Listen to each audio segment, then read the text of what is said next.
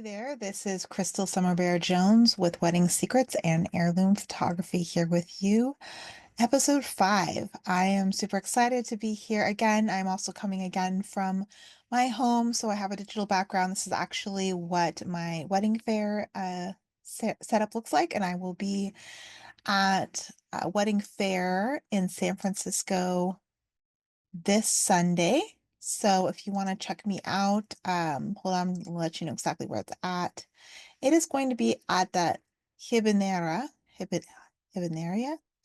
It's at one Jones Street, San Francisco, from 12 to 4. So if you want to see me there, you want to meet me in person, definitely, I would love to meet you, and it would be so much fun to get to know you a little bit better, outside of behind the camera.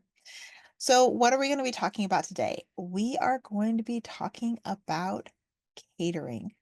So, that is the most expensive bill you are going to pay. I think, yes, outside. Yes, it was more expensive than my venue.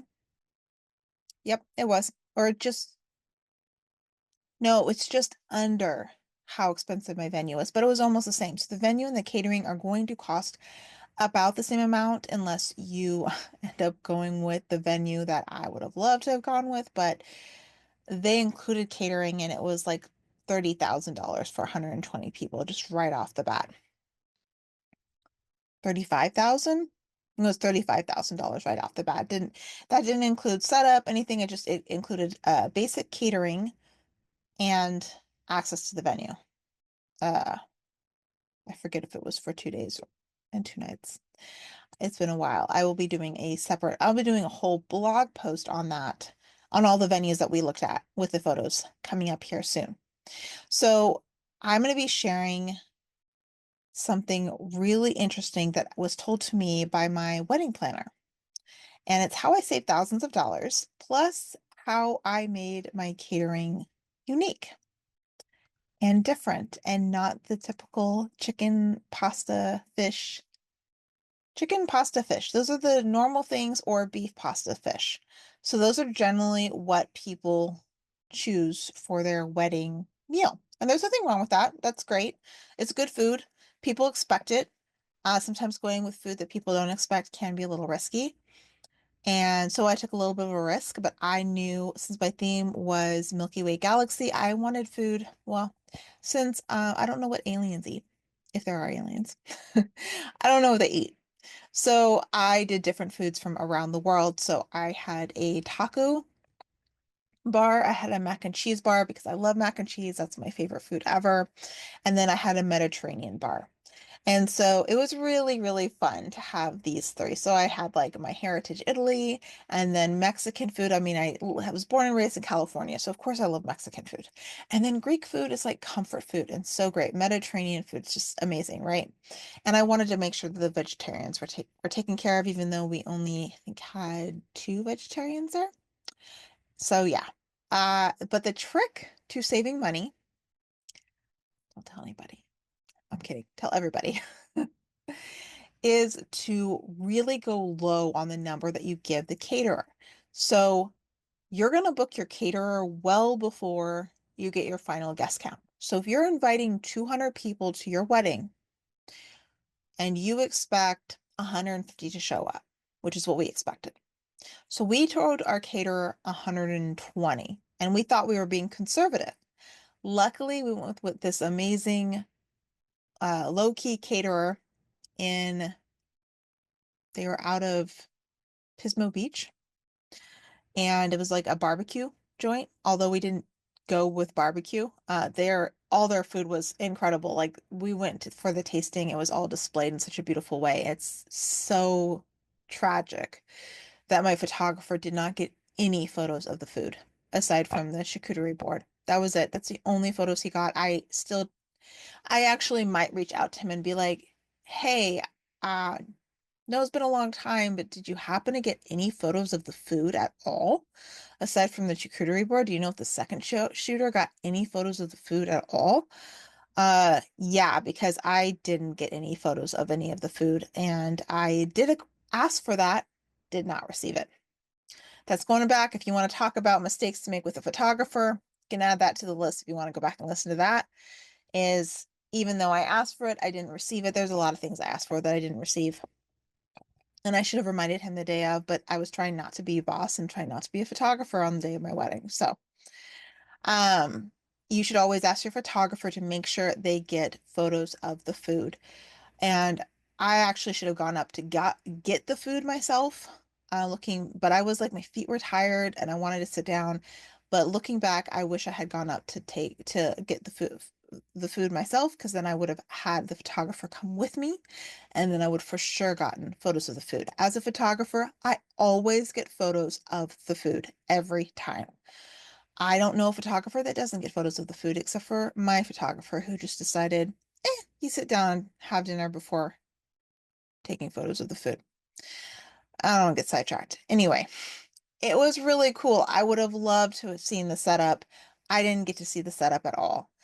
I did get to see what was on my plate and taste what was on my plate, and I did get to eat at my wedding, which is very important as well. I made sure that I ate all the food. I even got seconds of mac and cheese. Yes, I made sure and I ate at my wedding. The one thing I didn't do was table touches, but that's because only 90 people ended up showing up to my wedding. Now, going back to catering, we actually had to go back to the caterer and ask, kind of beg almost, look, only 90 people are going to show up. Now, at the time, we were thinking maybe 100 were. We actually said 90 because several of the people coming were kids and we knew they weren't going to eat that much food or any food at all. So we just got the number at 90. And it turned out exactly 90 adults showed. Well, 90 adults and 90 kids, 90 including kids that actually eat food. There was a couple babies there. And yeah, so we're so glad that we went with the 90, because even though at the time we had to confirm with our caterer, it was actually at 105 guests coming, we had a sneaking suspicion that it would go down to 90, and sure enough, it did. So that being said, when you're talking to your caterer, to be safe, give them half the number. You're inviting 200 guests. Tell them 100. Okay. Because it's much easier for them to add on than take away, because they're a business, so they're expecting a certain amount. So what we did is we were quoted a certain price, and we were fine paying that price for the 120 guests. So what we did instead is we still ended up, it went down by about $500. So I didn't actually save thousands, but that's only because we decided to take the extra money and upgrade a few different options on our menu. And so, because I felt bad as a business owner myself, I did not want to do that to somebody else. So it was important for me to be aware of the business, and they were expecting a certain number. And so it only ended up being about $500 less than they were expecting to receive. But if you want to save yourself money, make sure and tell them half of who, like, so if you invite 200, tell the caterer 100. Okay. You'll be safe there pretty well. So then if last minute, and then even then when you get the final numbers, like a week before the wedding, still keep it a solid 10 people less than what you expect. Because even though we said 90 people, and that's exactly how many people showed up, we still have tons of leftovers. So it's really okay to tell your caterer about 10 to 15 people less than who's actually going to show up when you get your final numbers, because there's always going to be last minute people who can't come because they get sick. And these days, as you know, we are a little bit more cognizant of not going to weddings if we know we're going to spread some kind of sickness. And then you have, like in my case, a last minute person who literally just decided to go to work. Um, yeah, they took the day off and then they decided they didn't want to come and went to work instead. It was like this weird thing. Or they found out somebody else that they knew wasn't coming, and it was just this weird thing, and they didn't even bother telling me they weren't going to be there. They just didn't show up. And that can happen. So just be safe than sorry, because you don't want to end up with mountains of food left over. We ended up with a tray of each kind of food. So like 5 trays. And the wedding cake, I knew for a fact I was over ordering for the wedding cake, but I wanted the 3 different flavors. And guess what? I was happy and my guests were happy. I really wanted the devil foods cake with the ganache center. Um, sorry, it was red velvet with ganache center, devil foods fate cake with this like strawberry jam center or something like that, and then carrot cake. And everybody loved it. In fact, they're like, "Oh my gosh, I'm so thank you so much for getting and three different kinds of cakes." And then the ice cream truck came, and then my mom brought desserts. So I probably did not need my mom to bring desserts. That was probably overkill. Uh, but I had lots of food, and we shared it. A lot of people took stuff home, and so it got eaten, and the cake got eaten. I also knew I wanted fondant on my cake. So that's the other thing. I don't know if I'm going to do a whole video on cake, but I will touch on it here. And that is that there are a lot of caterers. Most caterers will not cover the cake. If they might do cupcakes if you want to do that. I really wanted fondant on my cake, and it was really hard to find a baker who would do it, who works with fondant. I found two.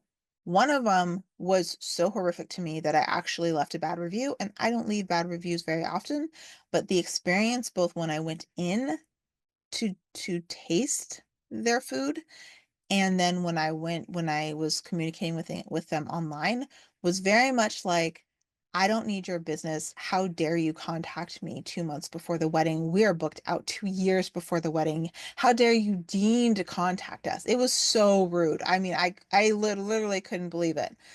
Um, so, and to be honest, their cakes were okay. I went with the cakery, and she is a one woman show, and she runs her business out of her house outside Paso Robles.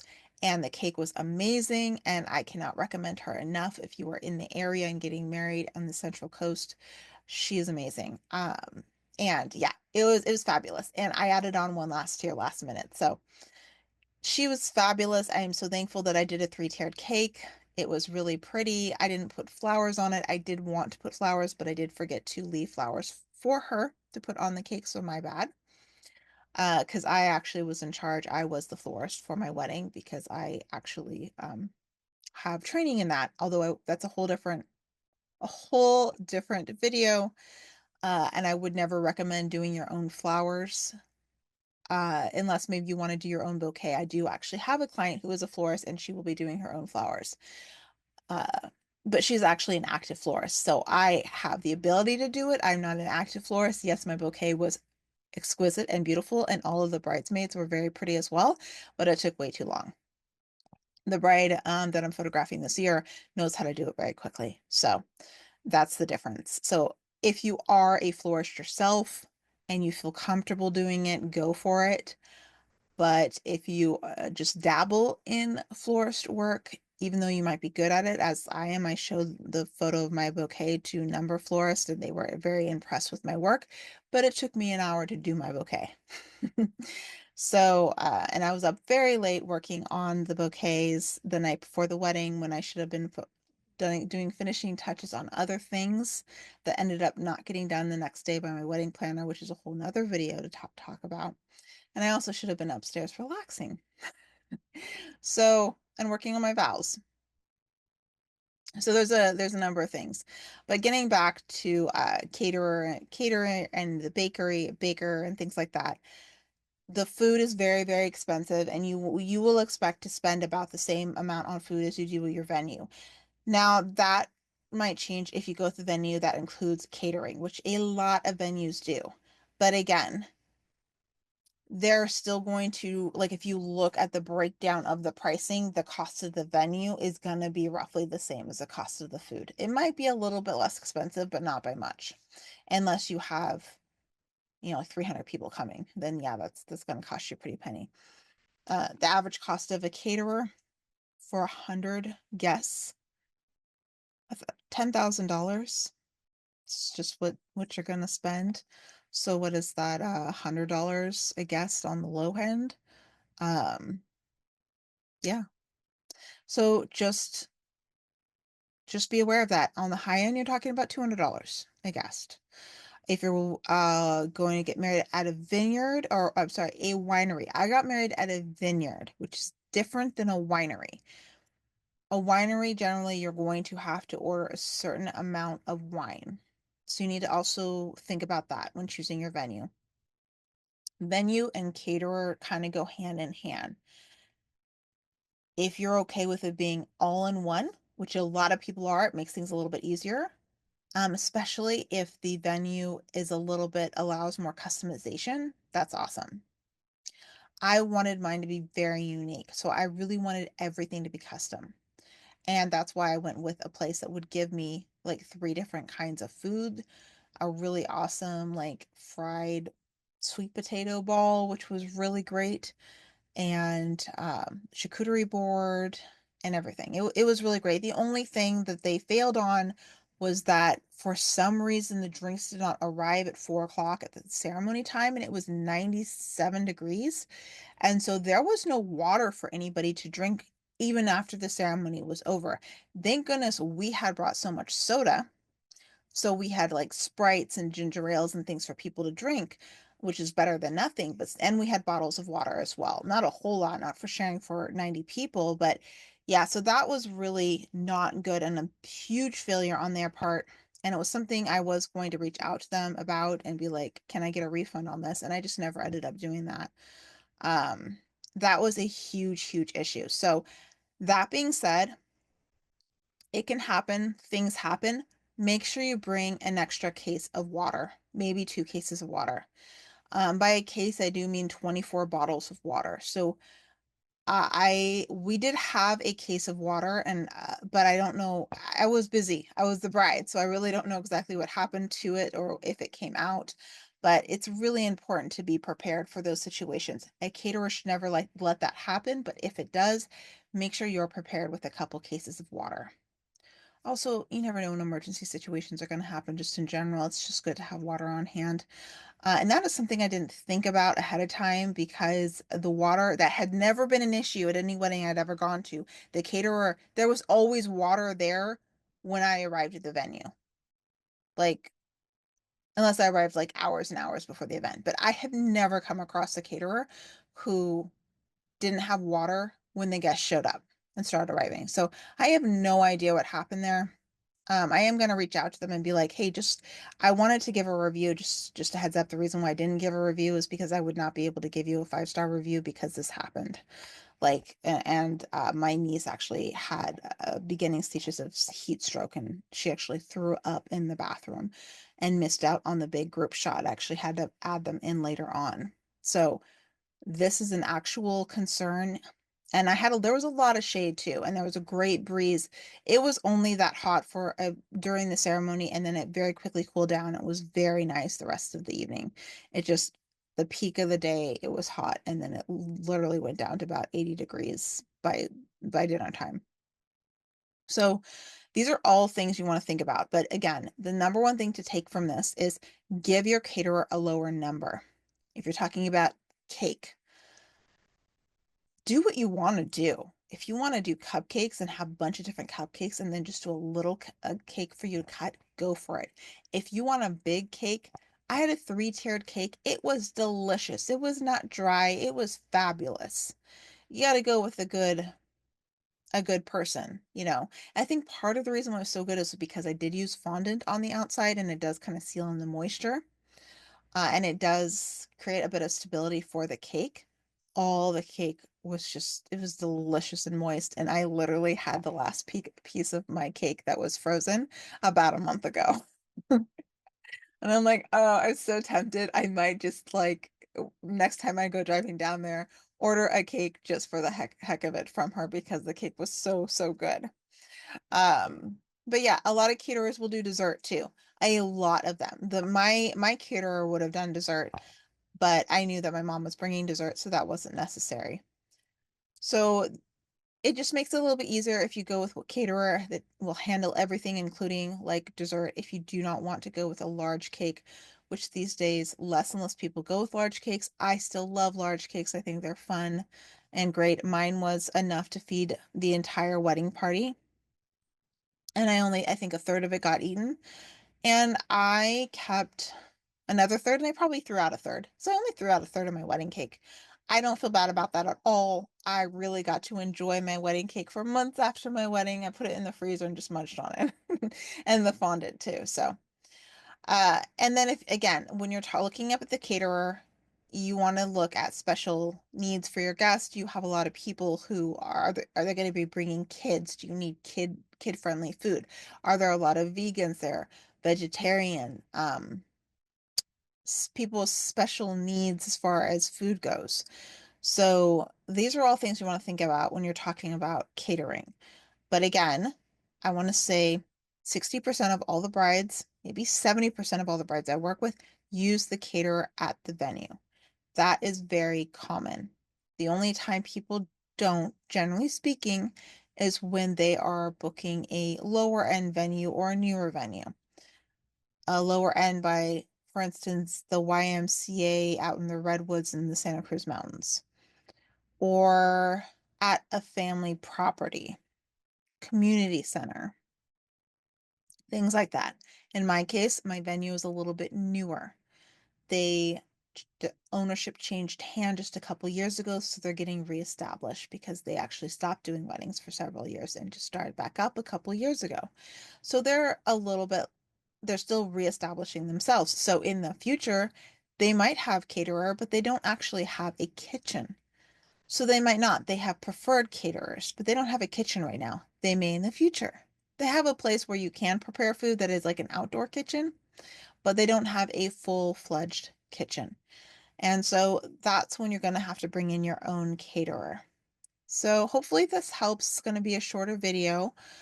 And yeah, if you have any specific questions, feel free. But the one thing I also want you to remember is have fun with it.